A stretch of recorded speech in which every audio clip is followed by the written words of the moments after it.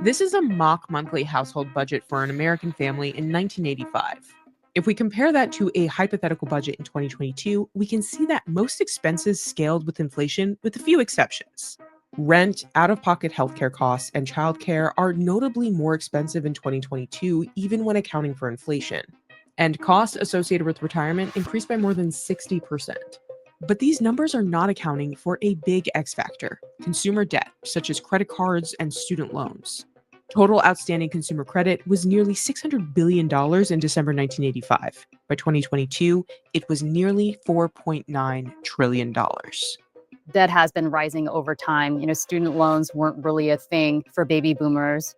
Millennials have larger student loan balances, bigger mortgages, much bigger car payments than their parents did a generation ago. In addition to more expensive childcare costs, higher prices pretty much across the board. So that does make it more difficult to set extra money aside or make any long-term plans. We're living in two separate economies. The American dream that was pitched to the Gen Xers and the boomers is no longer present in today's world. A lot of people, particularly the working class and the part of the middle class, don't think their children will be as well off as they were. That's a problem.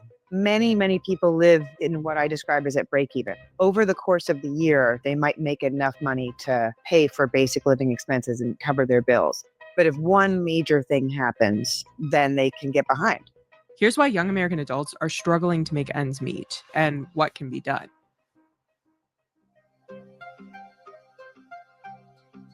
Millennials' net worth quadrupled from $3.9 trillion to nearly $16 trillion between 2019 and 2024, but more than half report living paycheck to paycheck. A lot in this group have benefited from a strong jobs market and rising wages. And during the pandemic, many people bought a home. That made a lot of people wealthier, but more on paper. The disconnect between being rich on paper and feeling well off has been referred to as phantom wealth. Your net worth has gotten greater, but you're not feeling richer necessarily. It's taking young adults longer than their parents to meet some milestones, such as living on their own, buying property, and starting a family. It's a lot harder for young people today to save up for markers of the American dream than it was for previous generations. When we look at home buying, as we all know, we're in historically tight housing markets. There are very few homes on the market, and those that are on the market are extremely expensive, not to mention expensive mortgage rates. And the prices of homes has escalated over the last few decades much faster than actual incomes. So it is actually much harder for a millennial or a Gen Z to save up for a down payment to buy a home. It's not the overspending, it's the cost of living. I think the middle class, unfortunately, is dead for millennials and Gen Zers, or best case scenario, the goalpost has just moved and it's still obtainable, but you have to make over six figures to have that middle class life. But people who are older were in a better economic time growing up, because the big difference is what I call the big three. Millennials and Gen Zers are faced with outrageous housing prices, whether it's rent or owning, massive monthly college student loan debt payments, and daycare. Freddie Smith made a career shift from actor to realtor and started making content. We're going to stop there because I'm going to say some stuff that people are not going to like. I think we're having the wrong conversation. I really do. I think that two things can be true at the same time. One, housing and the cost of living has gone up significantly. I think we all can agree on that, right? But I also think that how we go about living our lives has also changed, right? So just fundamentally from the standpoint, let's say, for example, I'm 16 years old, 17, 18 years old. Normally, there was a time where you stayed home and you didn't leave your parents' house until you was well off when it came to a foundation. A lot of times now, and this is, partially parents' fault, we kick our children out at 18 years old. We say, hey, my time is over. I'm done. You 18, you're grown. You can get out. And then what I see now a lot of times all over the place is we buy cars for children at 15, 16 years old, brand new cars, where we give a lot of debt. We pass the debt on to our children at a young age. So we're starting off in the wrong way. Instead of us being able to stay home, go to college, maybe get a small job, and significantly build a foundation of our finances as well as low debt, and I'm a harp on that, low debt. We accumulate debt at a young age, and we start the process of a grown adult at too young of an age. And my recommendation really for a lot of people is stay home. I know that you don't have a great relationship with your parents. I know it can get a little testy as you get older, but it's so important for you to be able to stay home, go to school, get a trade, um, don't accumulate debt so that you can build a foundation for yourself and then go from your house, or I'm sorry, your parents' house, to buying your first home, or your parents' house to investing in real estate and significantly propel you forward in your future. Get your degree, get your certification, get a trade, get something that's going to help you make money long term that can then benefit you in your future. Don't run away from your house, and then you have to pay rent. You got a car note. You got all of these bills. Now you got student loans when it comes to you going to school. Now you got all of this debt. And what happens is it's like a snowball. You accumulate so much debt in a short period of time, and now your credit gets impacted in a negative way. Now you're not making enough money. You can't really go to school because you're working a lot, or you can't do the things that's ultimately beneficial for you. So then you are hurting in your 20s and you're dying slow, and in your 30s you playing catch up. And then the worst thing you can possibly do is have a child. And let's be honest here. We just listened to somebody talk about childcare. And I'm like, in my mind, I'm saying like, well, hold on. Why are we paying for childcare? We have to do the things that we can control the controllables, control the things that you can control. If you ain't having children before you in a serious relationship, as you get a little older, right, in your 20s, mid to late 20s for men specifically, and you have a foundation of finances in your life, then this topic of affordability being an issue becomes less of a burden. But if you having children and now you got childcare, before, after care, daycare, etc., you got an extra bill. Now you got debt on top of that, student loans, credit card debt, you overspending, you outside your parents' house. Now you having rent payments. That's when we start to get in all of these issues. And my recommendation is for us to get back to foundational principles that's going to then help us and our children and in our grandchildren in their future. Because again, the people that's out here doing it the right way, that have multiple homes, that invest properly, that have a little, less debt, less consumer bad debt, we're not having these issues.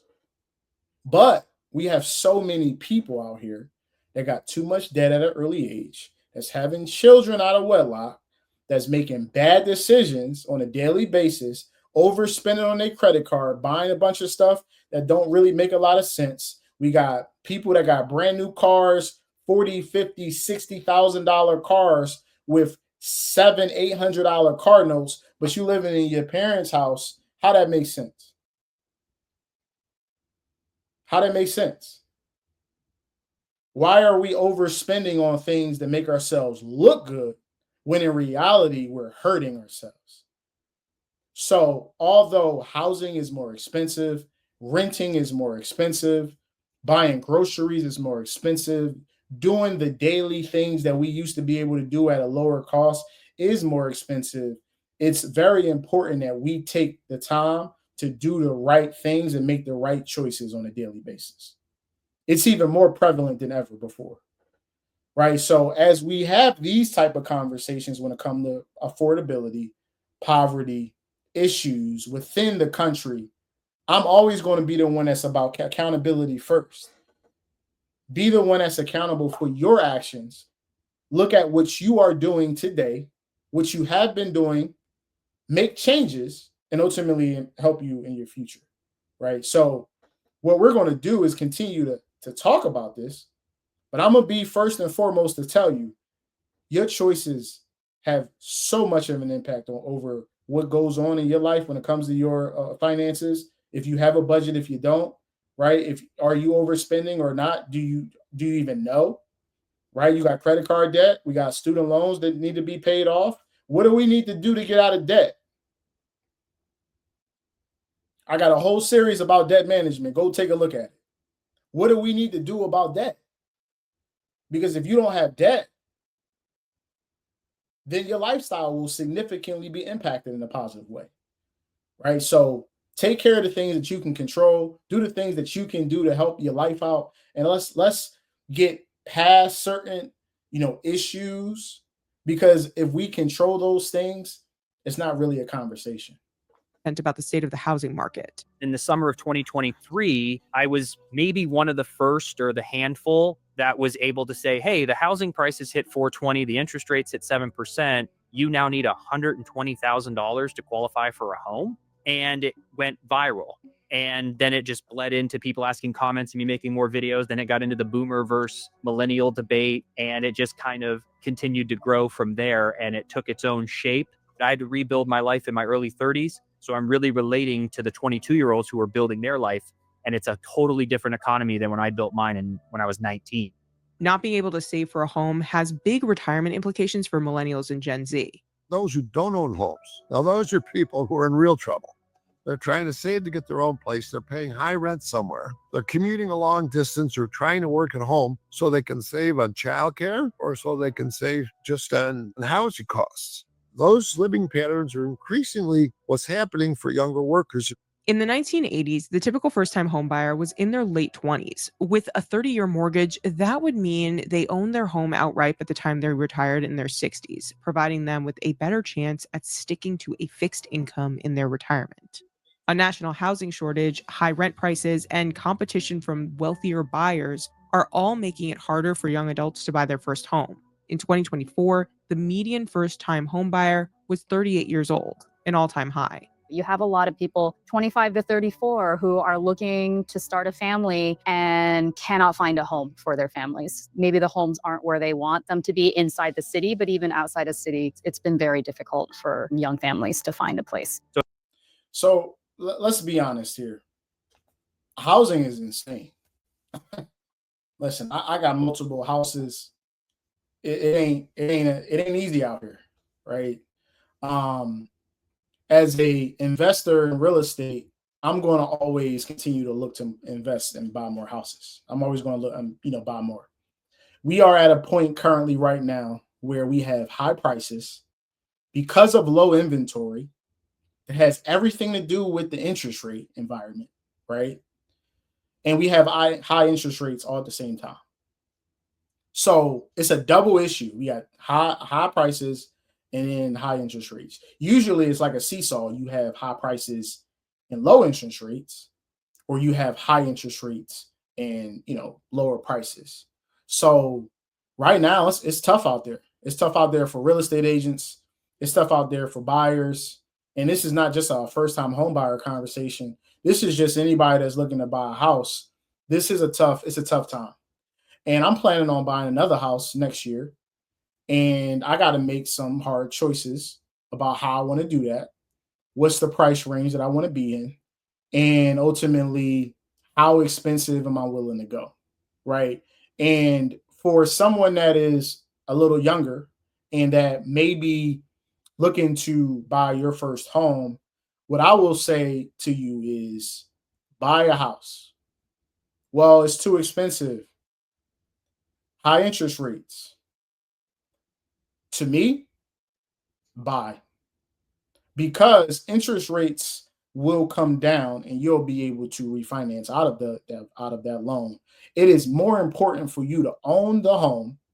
Now, what I'm not telling you is to go and spend $100,000 over asking price and do crazy stuff. I'm not saying that. Well, what I am saying is if you can find a house at a respectful price based on the comps and the market and your real estate agent, what the real estate agent is telling you, the interest rate specifically is the interest rate.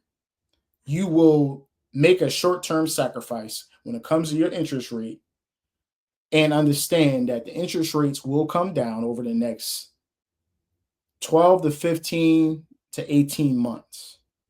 If you're looking at a 7.5, a 7 to 7.5% interest rate currently right now, you can look at around a 6.5 to 6% rate in a year, right?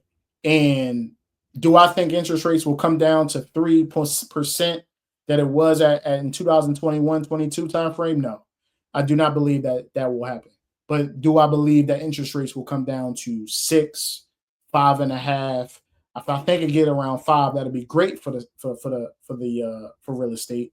And if anything under 5, if you get into the 4 range, I think that that the housing market will go crazy, because you have people that own homes like myself that have interest rates under 4%, in some cases under 3, and we're looking at the situation like, well, I would sell a house, but am I going to sell and then have to buy something that has 7% rate when I'm sitting on a 3.5?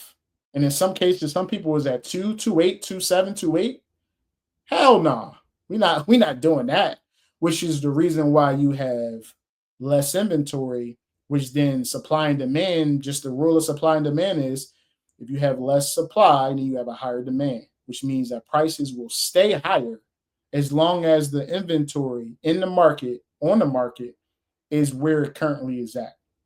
So some of these people that say there's going to be a stock market crash, I'm not sure, because until the inventory issue is changed, which directly plays into the interest rate environment. If the interest rate environment stays where it's at, inventory is not coming on the market. If inventory doesn't come on the market, then housing prices stay high. So somehow the Federal Reserve, as well as the Trump administration, and then the local government, etc., have to figure out how to fix that. Because currently, right now, high interest rates, less inventory, high prices. You lower interest rates, you will get more inventory on the market. Prices could start to come down a little bit.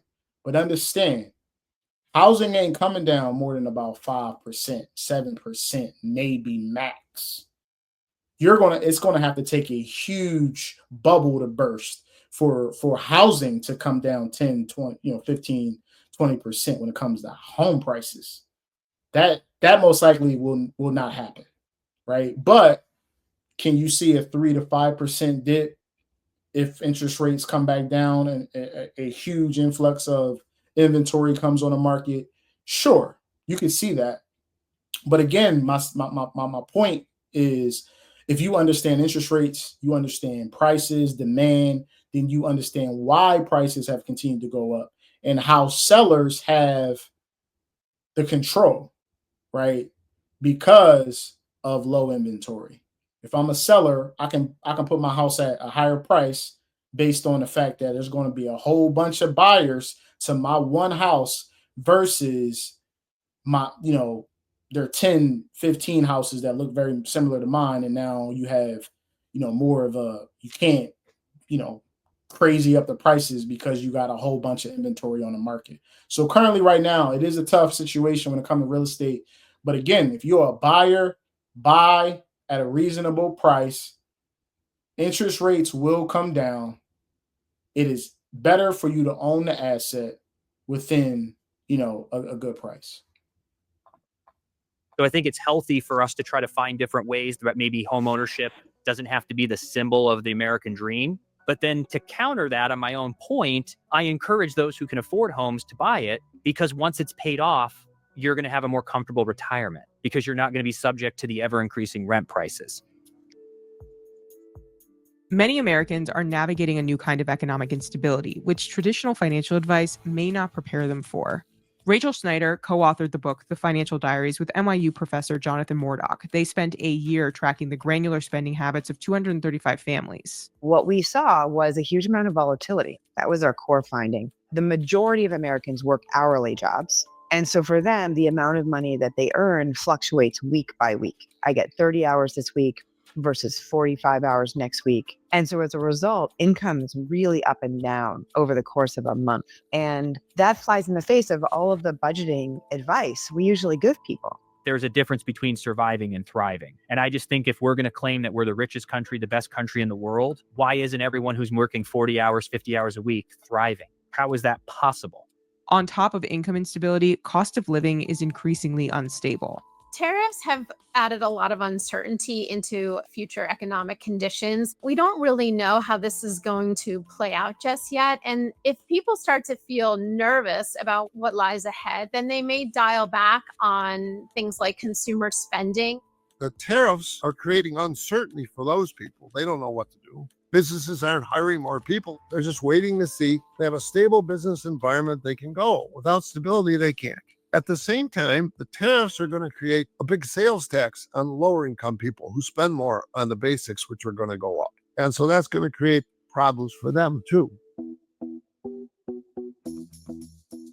What the historians tell us that every single new generation gets complaints from the older generation about how they're behaving irresponsibly, immorally, blaming millennials for spending too much on avocado toast. It's not student loans or a tough job market keeping millennials from buying homes. It's reportedly avocado toast. The one piece of advice for young people out there who are spending their money on avocado toast and don't have any goals, what would you say to them? I would say to them, get as much pleasure out of saving as you do spending.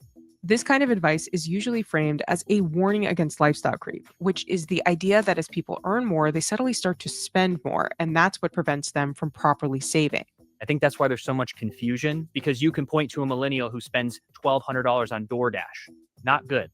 But you can also point to a millennial who's very financially conscious, making $80,000 and is drowning in debt and is living with a roommate and is a lawyer. So as we end this conversation, when we talk about affordability, right, it's very important that we do the right things for our situation individually, right? And how you move on a daily basis. Your budget. Do you have one? You need one.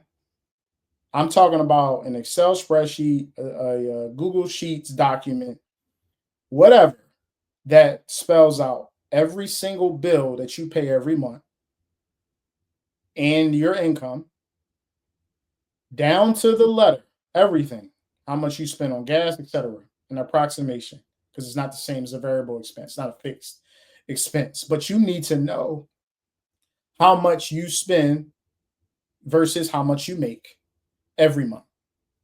Because then that'll help you understand if you are in the green when it comes to positive, or if you're in the red when it comes to negative.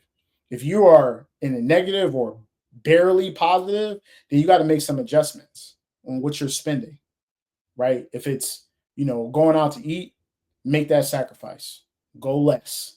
If it's, DoorDash, food, etc., I'm not saying that you need to eat less. I'm saying that you need to be more aware and understand how much money you're spending on a monthly basis, right? Pay off your debts. It is like the most like basic but most important aspect of how you move financially is you got to have low debt. You have to have less bad debt, consumer debt, when it comes to credit cards, personal loans, student loans, and the things that you can control. You have a mortgage is something that you're going to have that mortgage. Now, can you slowly pay off that mortgage, quicker, straight principal, payments? Absolutely. But your mortgage is something that's going to be there for a significant amount of time. We're talking about 10, 15 years. If you pay it off early, awesome, right? But I'm really just talking about the things that you can control, which is your credit cards, right? Your student loans. Pay them Jones off. Ain't nobody paying off your student loans. Like we got to stop this. It is not, the government is not going to pay off your student loans. Let's just be honest here. The government ain't paying off your student loans. Well, they promise, they're going to promise you a bunch of stuff for you to get a vote, for them to get a vote. They ain't paying off your student loans. Pay them Jones off. Make a payment plan. Get it done, right? If your one job ain't enough, get a second one. Get a gig job. Work, do something extra that can help you pay off your debt quicker. It might take a year or two, right, depending on your situation. But I've done it. I've done it, right? Create a passive income generator. Where's your business at? What's the passion? What is the thing that you want to sell? If you want to e-commerce, if you want to, if you want to be a real estate investor, like it's so many ways that we can do things in a positive way for our life, right? Reality checkers. I see you said people can't even get a job, dude. You realize that I can go and do Uber and Lyft. I don't need necessarily to get a W-2 job. Today in 2025, it's the excuses. I can't stand them. There's too many ways you can make money nowadays. There's 1099 jobs every day around everywhere. Amazon Flex, Uber, Lyft, DoorDash, Uber Eats, Grubhub. I don't want to hear the excuses. I don't. Do what you need to do. Make it happen. That is what we have to do now. Right? And as someone I got 5 different income generators. When I had to do Uber and Lyft, I did it for my children and for my family. This ain't somebody that's out here, giving something. I wasn't giving anything. Right? So understand I'm coming from a place that I know because I do it. I still to this day do Amazon Flex at times if I need to. Right? So no one's bigger and no one is, that big or that prideful to get out here and do the things that they need to do for their family. It's about you getting out and doing it. Are you willing to make the sacrifice? That's ultimately what it's about. Right? So we got to get past some of this stuff, like some of these, like, oh, I don't want to wake up early in the morning. Well, you don't want it enough. Well, I got a job and I can't do X, Y, and Z. So, maybe you need to stay up later at night and work. Well, I need to get my sleep. Well, you don't want it enough. The people that want to go get it is going to go get it. They're going to get it done. Right? So spare me with the excuses. What I do know is whatever that looks like for you as an individual, because everybody's different. Everyone has a different situation, have a different lifestyle. You can get it done. You just got to make the sacrifice, right? Plan ahead. Do the things that's going to lead to your level of success in your life, whatever that looks like. My success, your success is going to be totally different. What I care about and what you care about is going to be totally different, right? But what I do know is that in America, there's so many ways to make money. You got to find that way. If it's a regular job, if it's a 1099, construction type of job, if it's contractor type of job, if it's working at a regular restaurant. I don't really know. What I do know is you have the opportunity to make it happen, and I implore you to do it, whatever that sacrifice is. Pay off your debts, have a budget, make sure that you know where your money is going. And if you have extra, hey, invest. If you got $25 when you get paid, invest the $25. You got to get to a place where you're making money when you're sleeping.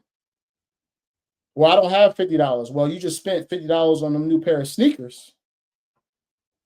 So how about you don't buy them new pair of sneakers and you take that $50 and you invest that into the market that can then make you another 50, and now you got 100. How about we start making these sacrifices and we take a portion of our income and we invest in ourselves? Because that's what the wealthy people do. They invest in themselves and they watch that accumulation and that asset as they continue to grow. If it's the market, if it's real estate, if it's whatever it is, they propel themselves and they think about the future rather than the present.